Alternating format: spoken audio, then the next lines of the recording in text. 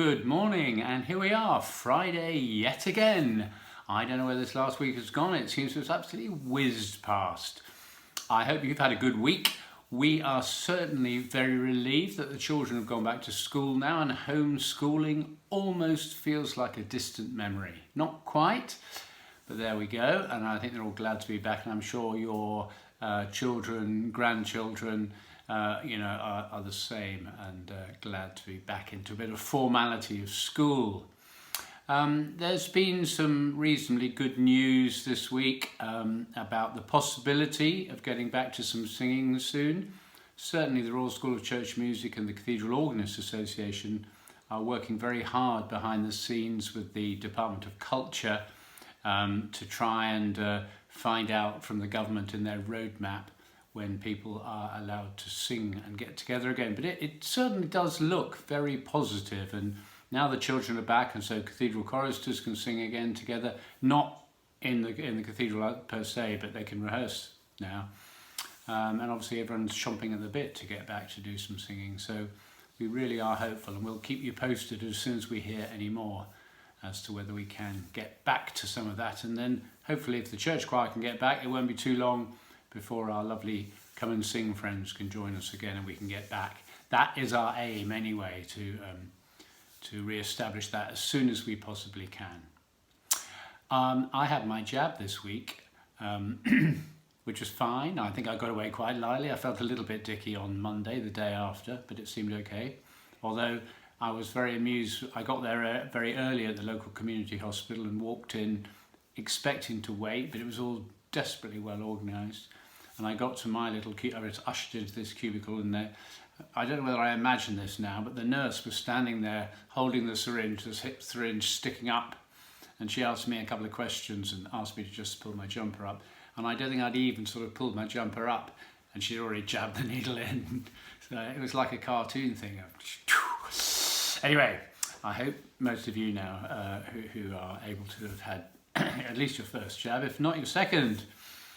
And so that all helps the cause too. Good. So, quick fire 5 time, and I've had a few confessions this week of people that haven't done very well. And I also was contacted by one very eagle-eyed viewer to this ramble each week who told me that one of the questions last week I'd asked before.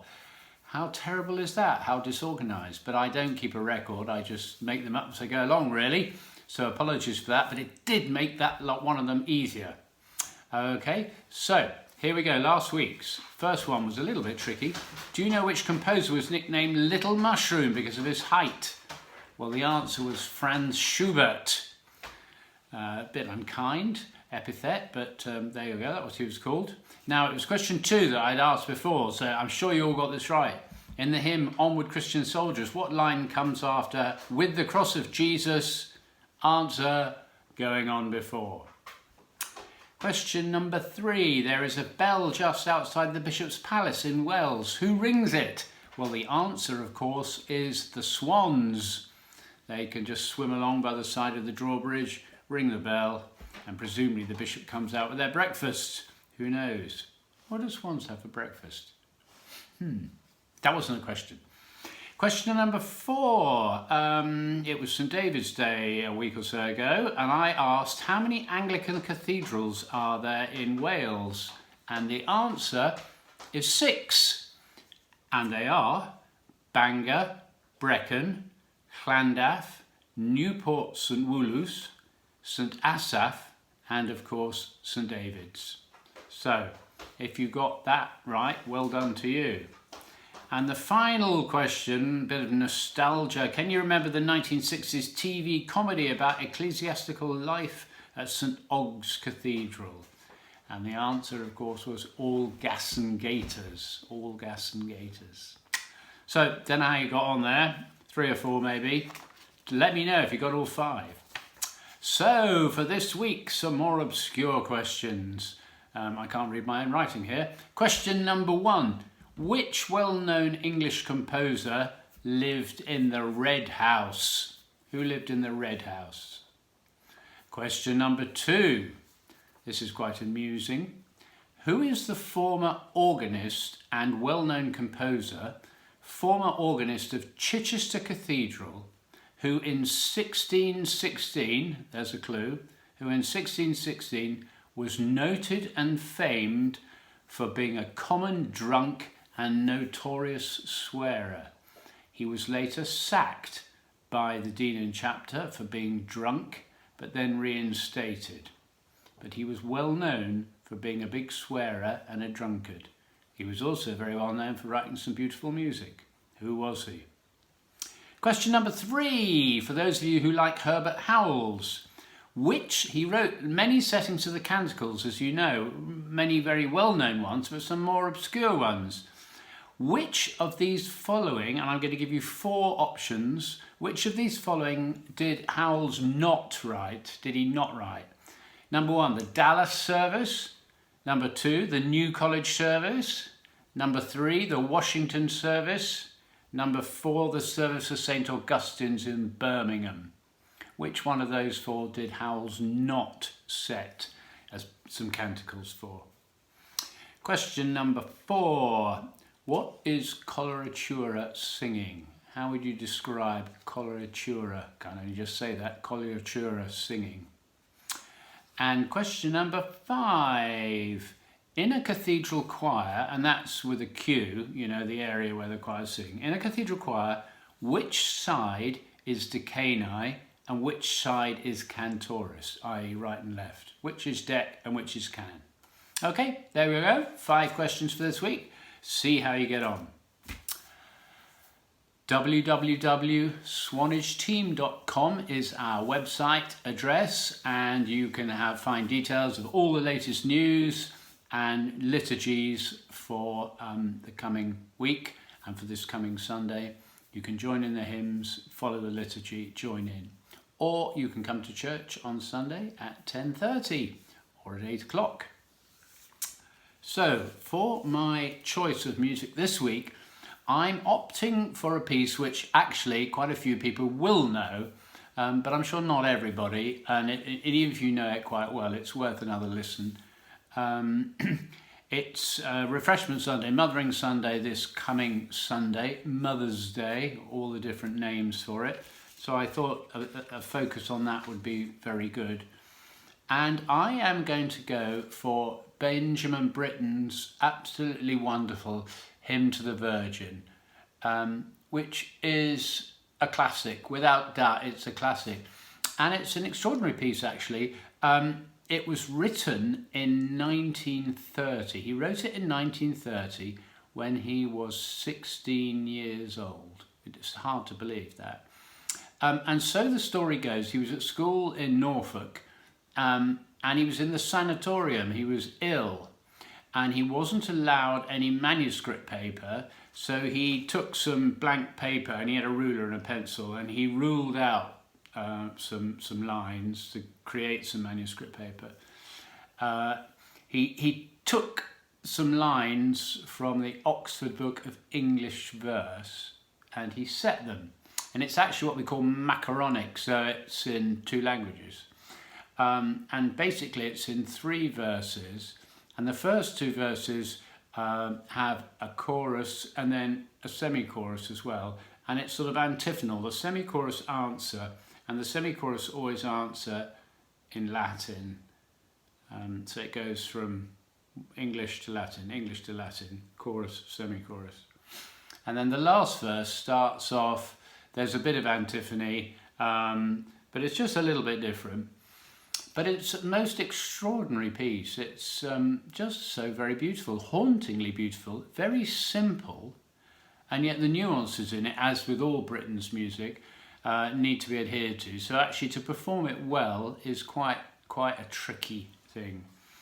And it's quite dear to my heart because we always used to do it at Salisbury during the Darkness to Light, the Advent processions. And we could use both choirs, and one choir was in the choir stalls. I think the boys and the men were in the choir stalls, and the girls and the second set of men were down the nave.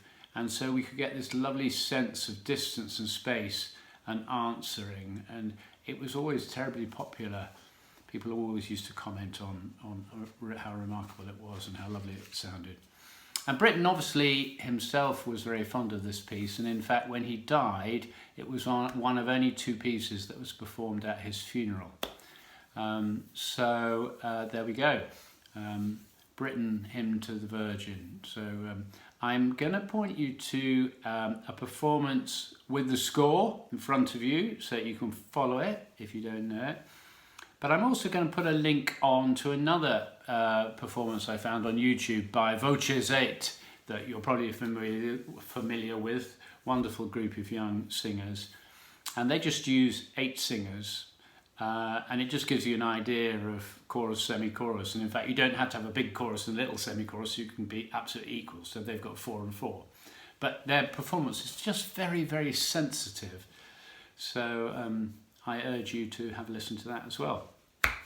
So have a happy Mother's Day on Sunday when it comes to it. So, do you know, I was going to go downstairs now and do some singing, but I'm sitting here, I'm looking out in the garden, the sun is starting to come out. I've got my coffee here, and I've got my dog by my side, saying, where's my biscuit? So I thought maybe today I'll just do a few little singing exercises right here. Oh, I shouldn't have mentioned the dog is now sitting up. Just have a little swig of coffee. So, as always, I'm on a stool here, but make sure you're sitting or standing nice and relaxed, okay, and nice and free. Sometimes you might like to do, a few stretching exercises just to vary the monotony in lockdown, run on the spot, whatever. So when you're nice and relaxed, let's just take a couple of deep breaths. Breathe in the air of life. Jolly good. Press my glasses up. And as we do quite often, let's just do a couple of sirens just to warm up those vocal cords.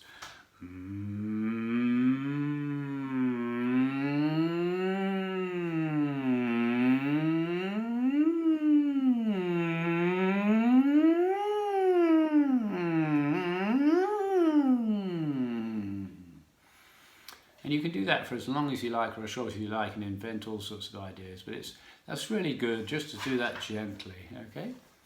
So let's start off, let's just do some thirds going. Ooh. So joining with me. Ooh. Next one. Ooh.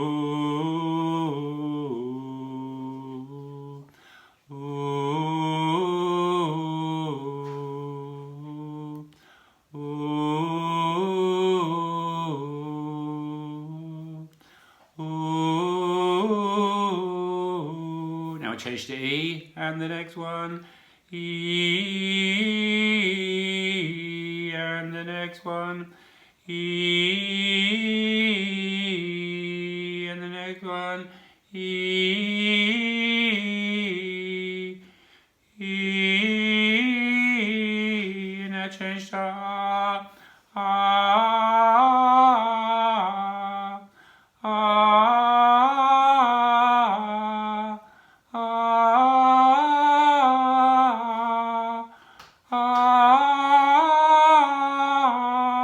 one more.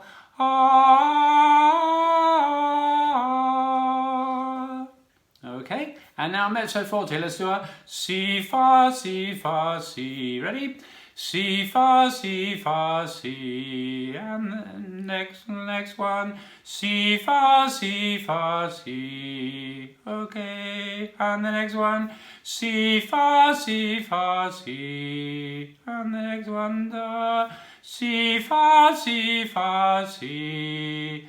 And the next one, Si, Fa, Si, Fa, Si. Okay, and just to finish, let's just go down a few scales, going Ah,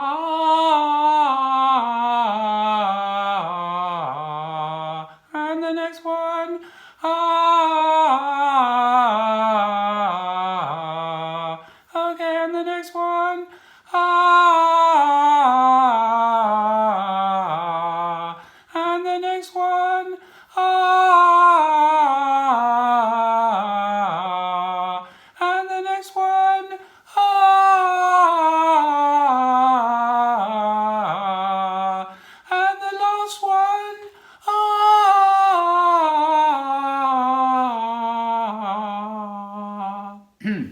Excuse me, bit wobbly there, coffee. So, I hope that was all right. Well, I hope yours was all right. Mine wasn't so good. But kicking you off for a nice weekend. So, I hope you have a really good week this week, an interesting week. Do something maybe you haven't done before. Maybe I'll see you at church on Sunday. If not, stay safe, stay warm from the cold, and see you soon.